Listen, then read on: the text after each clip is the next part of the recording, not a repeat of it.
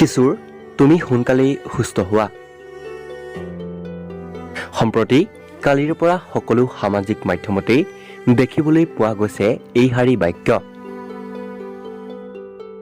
সমগ্ৰ অসমবাসীৰ বাবে এখন চিনাকি মুখ, বহু গীতত অভিনয় কৰা মৰম লগা কিশোৰ দাস। পিছে তেওঁৰ অজ্ঞাততেই কৰ্কট ৰোগে দেখা দিলে শৰীৰত। মাত্ৰ 28 বছৰ বয়সতেই কৰ্কট ৰোগত আক্ৰান্ত হৈ বৰ্তমান হাস্পতালৰ বিচনাত পৰি কিশোৰৰ যুঁজ। কিন্তু এই যুঁজৰ বাবে অসমবাসীৰ ৰাইজৰ সহায়ৰ প্ৰয়োজন, কাৰণ এই জটিল ৰোগবিধৰ চিকিৎসা যথেষ্ট ব্যয়বহুল। ইতিমধ্যে কিশোৰক উন্নত চিকিৎসাৰ বাবে মুম্বাইলৈ নিয়াৰ দায়িত্ব লৈছে হাৰ্টথ্ৰব জুবিন গাৰ্গে, আৰু চলচ্চিত্ৰ বিত্ত উন্নয়ন নিগমেও কিশোৰলৈ আগবঢ়াইছে 1 লাখ টকা।